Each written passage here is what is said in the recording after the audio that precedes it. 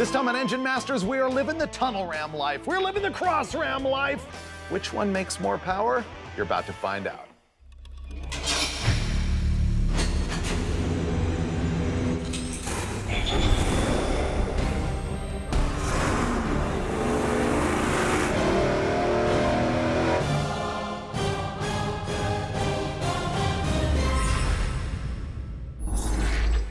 This is gonna be the battle of the vintage dual quad intake manifolds. You know that I love the tunnel ram. I want to love the cross ram. We're gonna find out which one is easier to tune and makes better power. Before we get into the details here, let me tell you exactly how we're gonna do that. We're gonna run all of this stuff on that 383 small block Chevy that you've seen on Engine Masters a zillion times.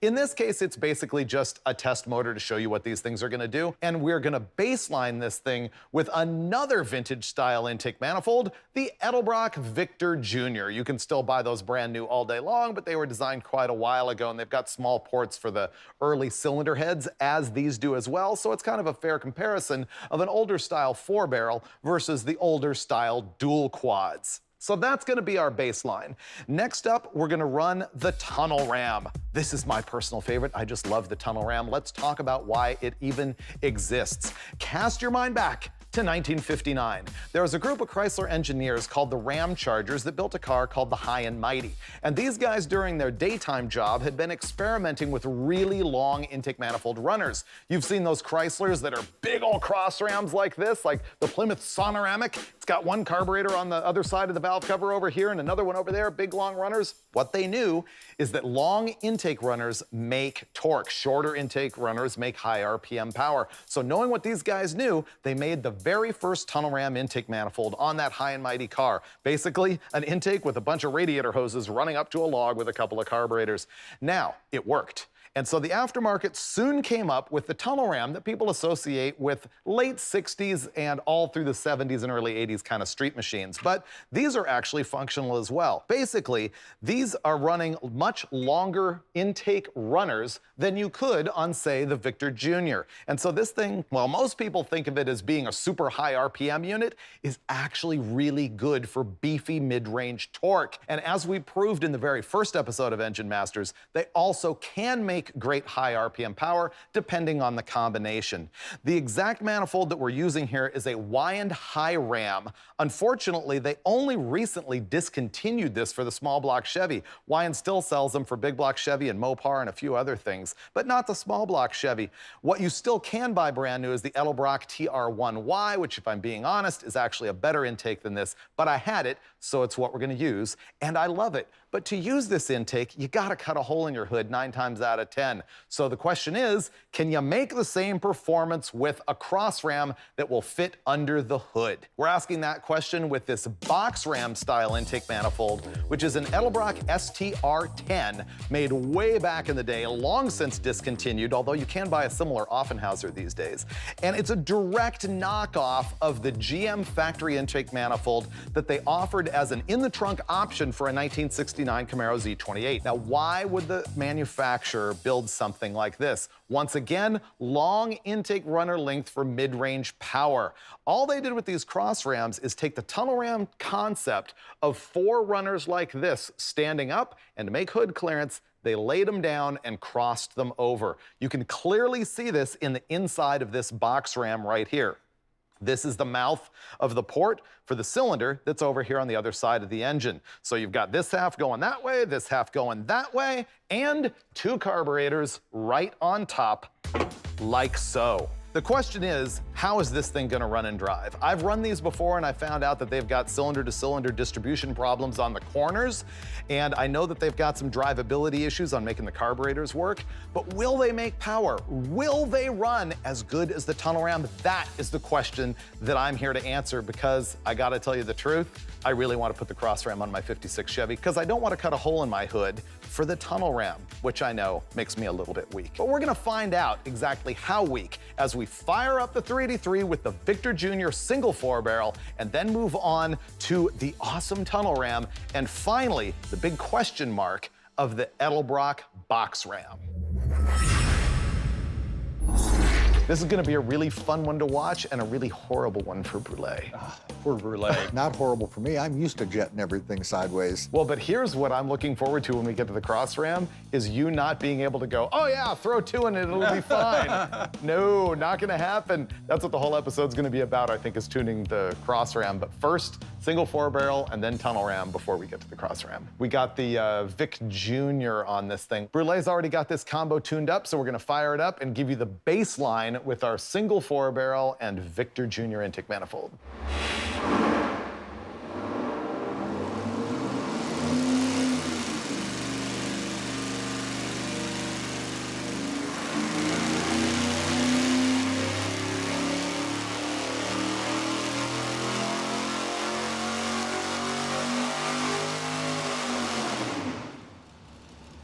We're making 455.7 pound-feet of torque at 4,300 RPM and up at 5,800, 454.5 horsepower. I just want to move on to the more interesting specimens here. I'm not going to let you. No. Because the first thing I want to do is look at the cylinder-to-cylinder distribution on this thing. Yeah, because we're going to be looking at that on the other intake manifolds, so we got to see what's going on here. We've got those oxygen sensors in every header tube, and so we're going to look here and see what our spread is. And wow, surprisingly close for a manifold like this, I'm going to say. 13.1, 13.1, 13.13, 13.6, 13.6, and now's where it goes off the plot, 12.8, 12.1. Rear 2 cylinders, yeah. Yeah, the rear 2 cylinders are way more rich than the others. Can you plot that? Okay, so we're looking at a range here from at the worst about 11.3, and worst lean is up at 14.4. We should look down here. Downstream, They always tighten up with some engine speed. Makes sense. The question is, which cylinder is this guy? It has number 8. Number 8? Yeah, we could possibly You want to pull jet jets that. out of one corner? Yeah. I'm kind of curious to do that because we're going to be doing it on the tunnel ram and the cross ram. Here's what we're attempting to do here. You can see on the intake manifold that there are 2 runners that are feeding cylinders. This one here is cylinder number 8, this one is number 6. Unfortunately, what we're seeing is number 8 is way too rich, meaning it's getting way too much fuel. Number 6 is probably a happy player, so this might go upside down for us. But if you look at this metering block that goes in the back of the carburetor, it's got 2 jets in it. Now, typically, when we make a jetting change, we'll put the same size jet in both of these holes. Right now, we're gonna take just this one out and change it to try and lean out cylinder number 8, because this is the jet and therefore the venturi in the carburetor that is closest to cylinder number 8. Thing I mentioned though is that this venturi is feeding 6 and 8, so we could go backwards with this, but we're gonna give it a shot, because when we get to the other manifolds, we're gonna be having to do a lot of this stagger jetting.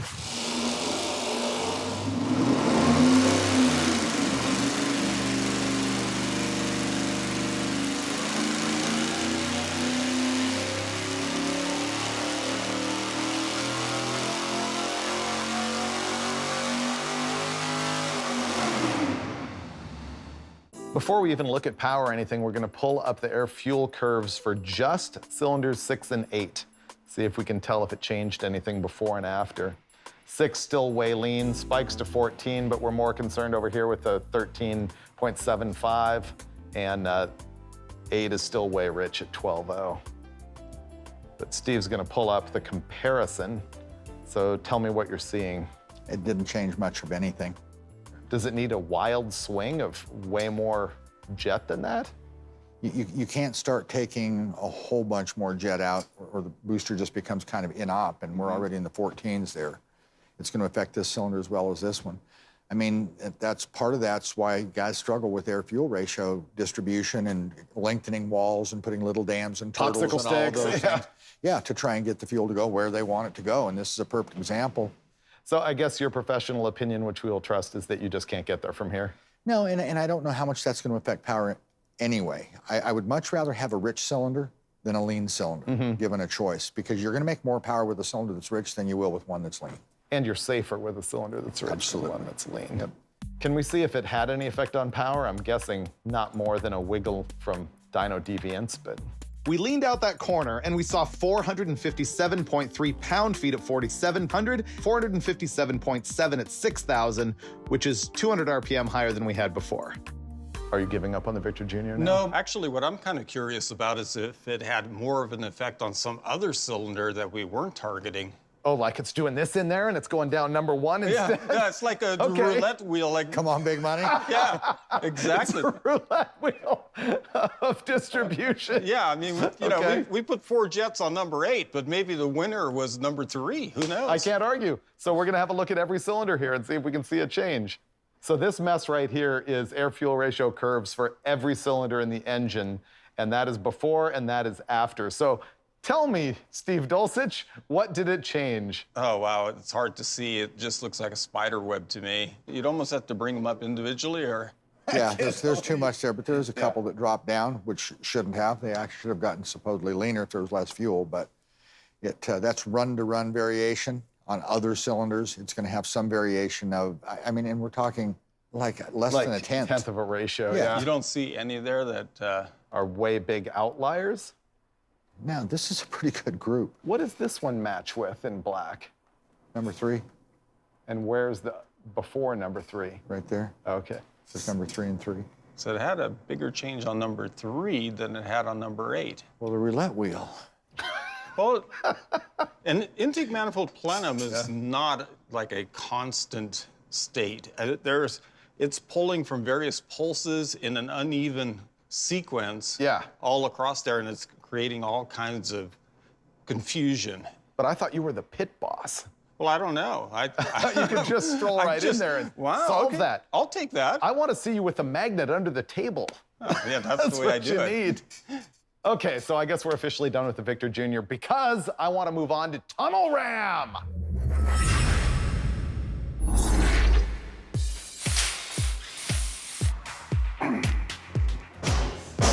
The downside of the Tunnel Ram, perhaps the only one, is it's heavy. I'm really impressed At what? at how you lifted that up there just like you were 25. While we're making that changeover, Steve actually did a bunch of research on that Victor Jr. He went and looked cylinder by cylinder at every single one. I was looking for the cylinder that was most affected by that change in the back. On the number right 6 corner? and 8 corner, yeah. And you think it was number 3. It seemed like it by the information we recorded, yeah. It's 180 Skeptic. degrees away. Roulette wheel, man. Yeah. Could have been. All right, next up, though, we had to make a change here. We ended up breaking the dyno, actually. It wasn't bad, though. We didn't break the absorber, like, you know, the spud shaft or anything like that. We ended up breaking part of the water pump. So we actually had to shift the engine over to Westech's different dyno next door. It's the same thing. It's a 902, right? It's identical. So we feel we're still going to be able to compare results. So fire up the Tunnel Ram.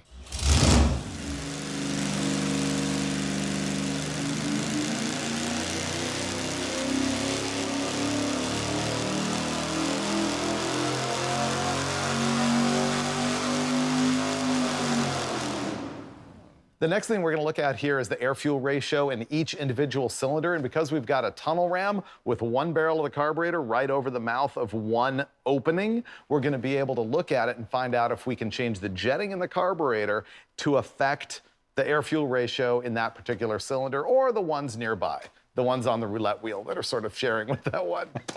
I don't think the roulette wheel is as big on this. Well, let's look and show people the outliers. There you go.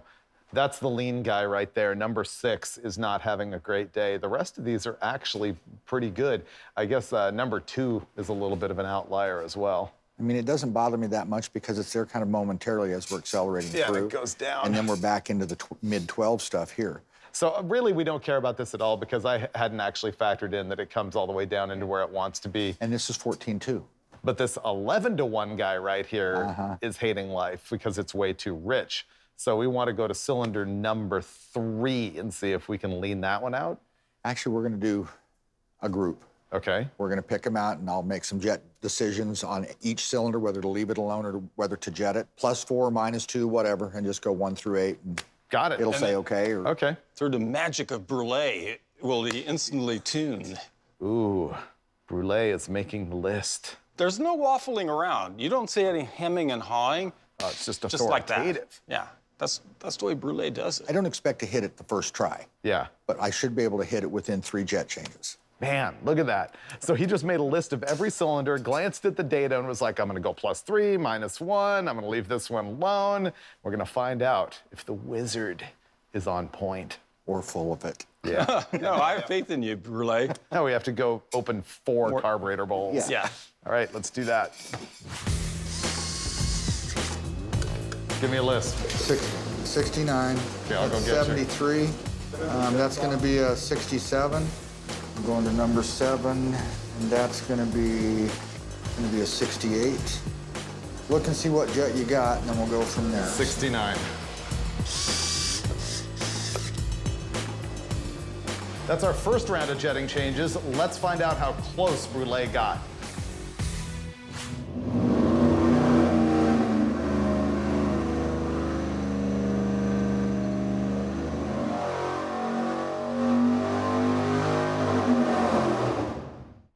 Yeah, it looks to me like we got more jetting to do. Let's go see what Steve's up to.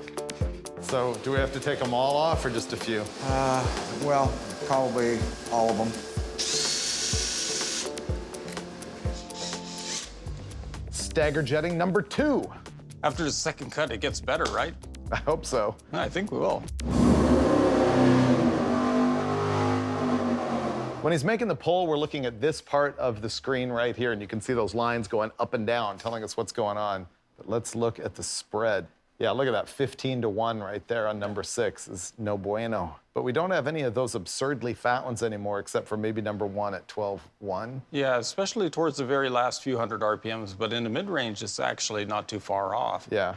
Well, Brule told us it was going to take 3 steps to get this right. Yeah, we're only 2/3 of the way through it. Right. Yeah. So this is only going to improve. Okay, third and final cut, Freiberger. Final? Think so? Who said so? Don't touch any linkage. He just did that. Don't open the carburetors. We dropped an air bleed into the carburetor. And by we, I mean Steve Brule. So Brule's got a screwdriver with a piece of Gorilla Tape on the end. He's trying to stick the bleed to it, just like a little tiny jet. Little bitty. And for his third act, the carburetor whisperer changed some air bleeds instead of fuel jets. Yeah, and air bleeds will affect the air-fuel ratio, similar to a jet, but... Yeah, it's just like more fine-tuning precision. It's tuning the air instead of the fuel, which to Brule is a nuance that just cannot be captured by mere mortals.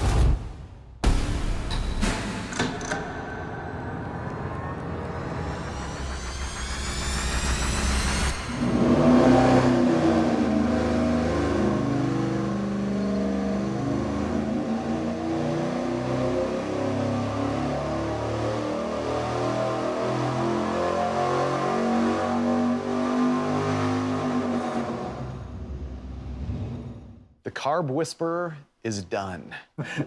You could go more, I know. But I think what we're looking at here is these red lines are where we started with the tunnel ram and its jetting, and the black lines is after all of the masterful fine tuning. And it's a carburetor. You're never gonna get every cylinder absolutely perfect, but you can see the overall grouping is way tighter. Look in here, we got one outlier, but these are all tight, and the red lines are just way all over the place, and especially all the way up at peak power, you can see kind of the same thing. Yeah, and we didn't see a lot of power gain, but what we did see was some cylinders that were pretty scary lean. Yeah. And now we've saved those. It's safer. Yeah. Well, and the thing I'll say is this particular engine is not really sensitive to the air-fuel ratio, obviously, but there's no question. Hundreds of times I have taken drag race engines, boats, cars, and gone in, and particularly big motors, and individually tuned cylinders with as much as a 15 jet spread from cylinder to cylinder, and found 20 horsepower? 23 horsepower, yeah. Wow. And it was not uncommon. Yeah. Well, how about this one? Did we gain anything? Well, we onesies and twosies this one. Oh, okay. Yeah. So the black lines here are after the tuning and the red is before, and you can see we definitely picked up power here, a little bit here. I mean, it's not awesome, but by the time you add in the fact that the engine is safer without some cylinders that are actually running on the point of vaporizing aluminum, it's actually pretty good. Well, and particularly if a guy decided to put a couple nitrous plates under the carburetors, that's when it was really going to get ugly. And now I think it's safe enough. That's pretty cool. I'm actually happy with this for that change. Actually, it's not worse anywhere. It's at least even or better. Yeah. Our final power numbers after the tune-up on the tunnel ram, 474.8 pound-feet of torque, 465.3 horsepower. But that doesn't matter. I want to see how much better the tunnel ram is than the single 4-barrel, because that's what's important to my life. The tunnel ram must succeed. Well, I don't think there's any question that you won this time. Boom. Wow. Huge. Really huge. Once again, they converge right up there at the top where the runner length is probably affecting something, but that's a huge gain with that intake manifold. You know, when I was driving it on the dyno, those things drive pretty good. They cruise at 12.5 to 1. They respond really well. They load at 2,900 RPM at wide open throttle. So there's no, I honestly do not see any downside to these. With the exception of cold start, I dismiss people's belief you cannot drive a tunnel ram on the street. Yeah, that's a complete fallacy, I think. So, With the exception of cold start. yeah. So that's pretty good. The question is, does this amount of power overcome the weight difference? Because the tunnel ram is heavier than the manifold, and twice as many carburetors is heavier. If it had aluminum carburetors, it wouldn't be as bad. Yeah. Next up, the cross ram. Is it better than the tunnel ram? Is it worse? Is it a tuning disaster? Stay tuned. Pull the carbs. Okay, so next up, I'm gonna go grab those carburetors and put them on the cross ram, while these guys are removing the tunnel ram. But one thing I can do with great precision is drop an intake manifold. Okay. Bolt her down.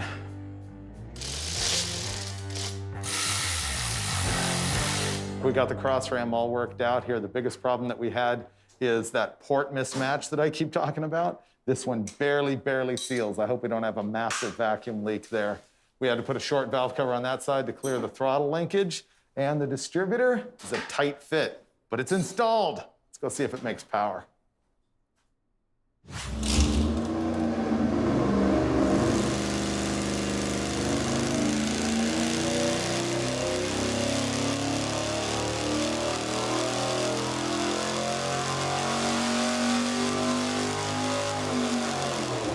I don't know what you saw, but our mind was blown already. It was pretty decent. Can we look at the air-fuel distribution before we look at the power? Okay, how does that happen? That's better than the tunnel. Look at that pairing right there, that grouping. It's all a little rich, but it's within a race show, basically. And that's with the jetting and the air bleeds all over the map in those carburetors. Yeah, because we figured, well, we've got to work on them anyway, so let's just start. And, well, apparently it's identical to the tunnel ram as far as jet requirements. Well, except for this guy, number 3. But Maybe figure out that's how got to a fix that. really lean jet somewhere in a corner that doesn't really want it. See, because we just plopped those carburetors right on there with jets all over the place. yeah, that one might have the number 63 in it, but like, how do you know which jet is reaching that cylinder? Because that's number 3. I was looking at that intake and I thought the corners were gonna be garbage. Number 3 is directly under a Venturi, directly under that one right there. But we don't know what the jet is in that particular hole. I'm gonna say what jet is in number 3 and put everything there. Because all this is rich, that's actually okay. And so you're trying to, Bring all these up. yeah, and that one So down if that a has little a bit. 67, maybe we put 67s, Put 67s and everywhere. everything. Oh, you're saying this is the happy cylinder and these guys are chubby. Yeah. Yeah. So go ahead and put these on a diet and let that one like Stay eat the alone. pizza. Yeah. Okay. Absolutely. Yeah. Okay. If you want to put it that way. I don't even know where to go from here because the last time you and I did this on one of these, the corners were trash. I'm doing the brulee face rub this time. Because I want to make them all the same. Yeah. And then start At screwing what around. size? Because Well- they're all rich. Yeah, that's a So do you want to make them all the same size at 68? Yeah, something like that. I'm down with Dulcich on this one. I have the fog theory. yeah. I'm just going to have the I don't know theory. and I'm rub just my going to head call some it the more. fog of reason. The fog of reason. Yes. Clarity. Okay, we're gonna go with the Dulcich theory this time because we've been talking for half an hour and we're confused by how this thing is gonna get stagger jetted. And it is stagger jetted and it's a disaster, so we're gonna go put what number jet in every hole? 68? I'm with brulee. Okay, 68s in every hole. Ready? Yep. So what we're gonna do now is take every bowl off and take every single jet and put a 68 in it, which is 5 steps leaner than these carburetors came with to begin with, and we'll find out what happens.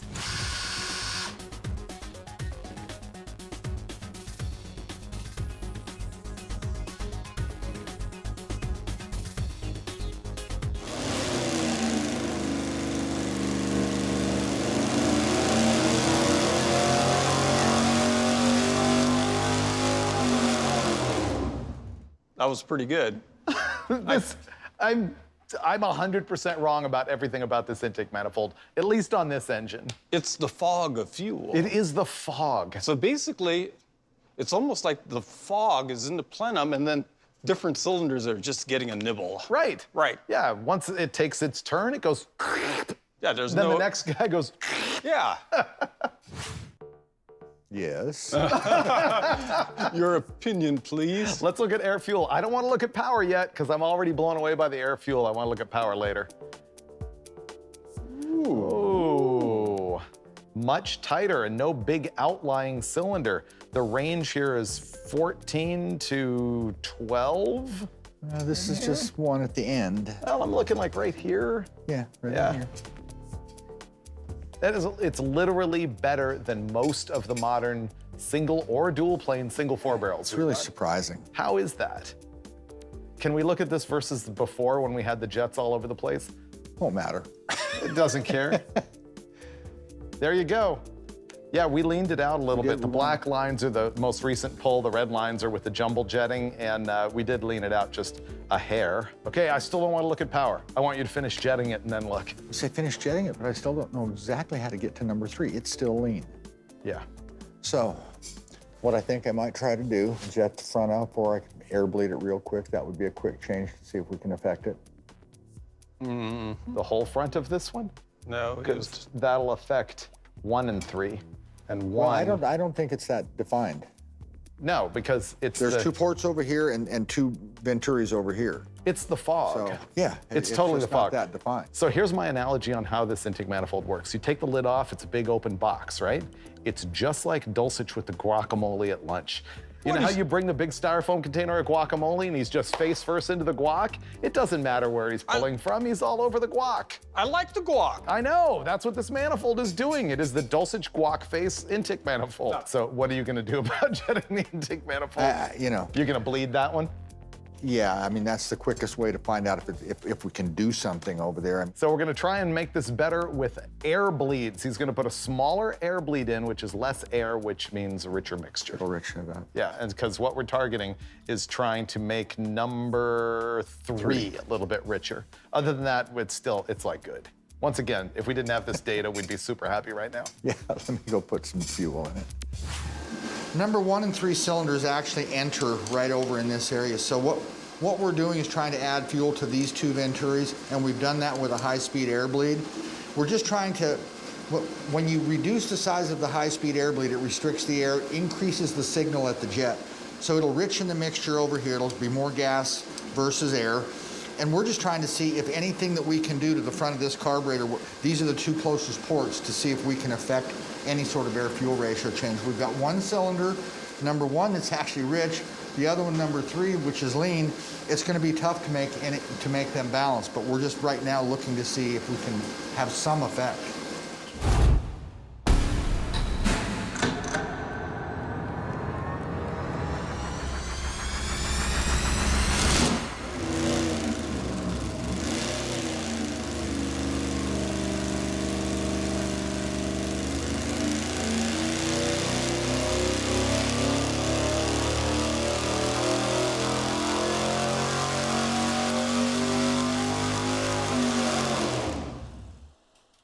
What do you think of your results?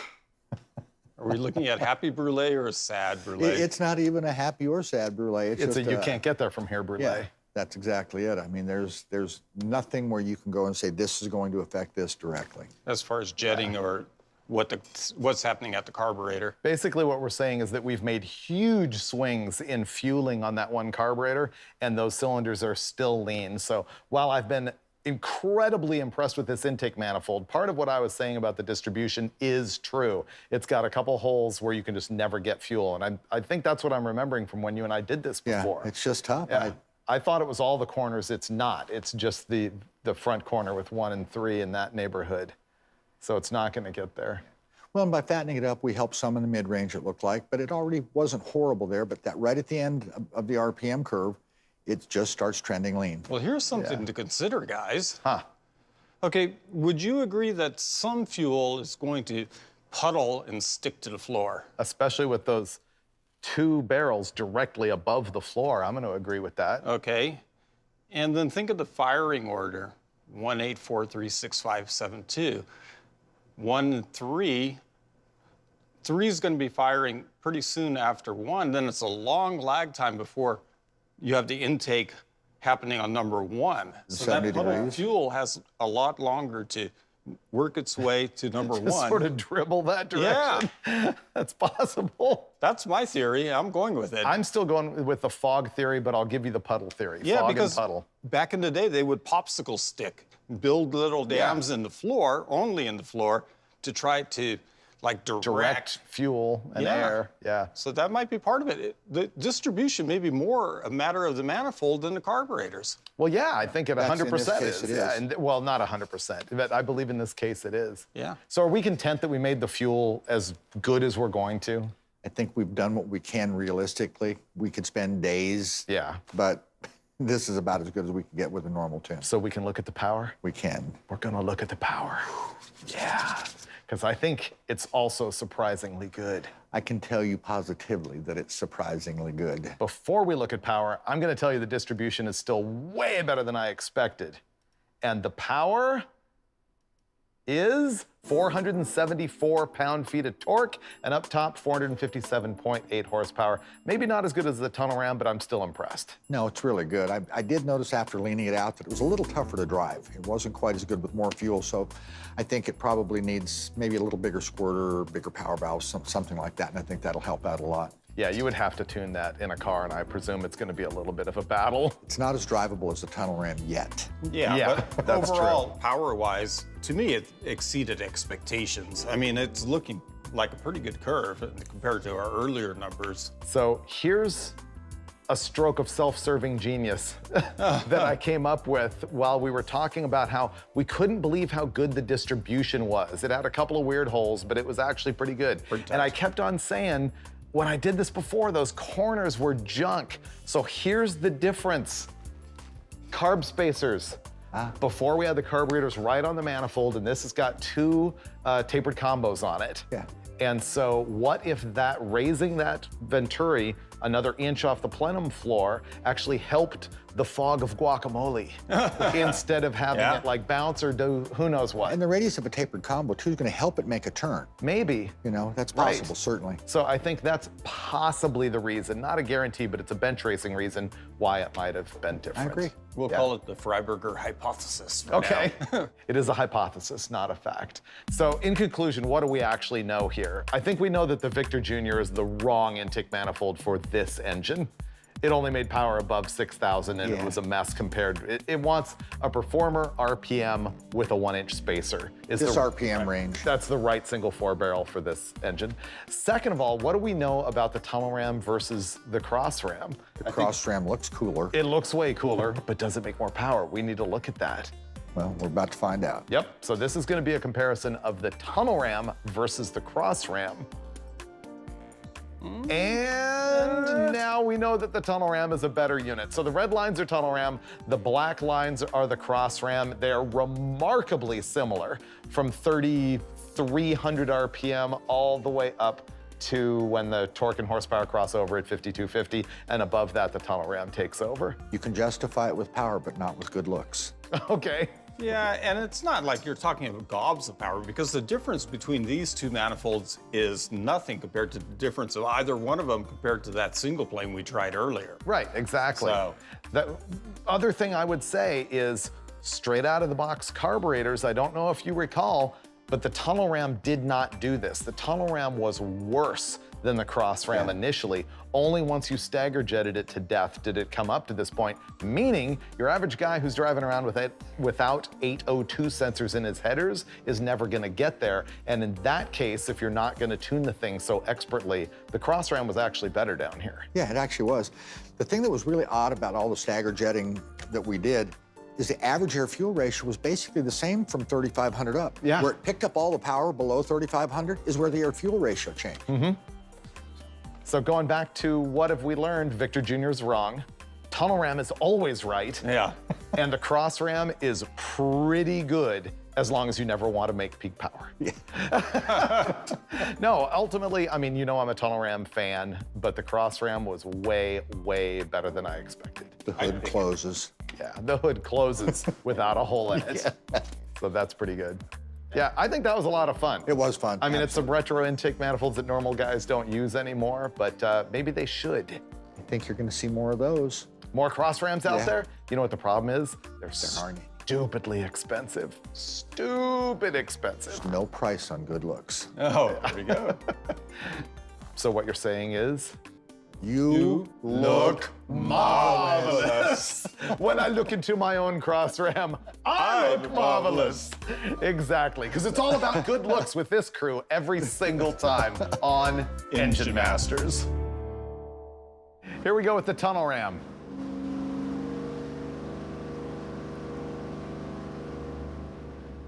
Now it really feels like I'm watching it on TV. This must be what the audience feels like.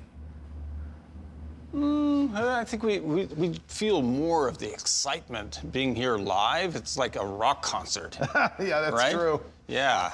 Right now, though, it's like standing in the parking lot while the opening act is just finishing up. That's exactly, yeah. Right? Here we go.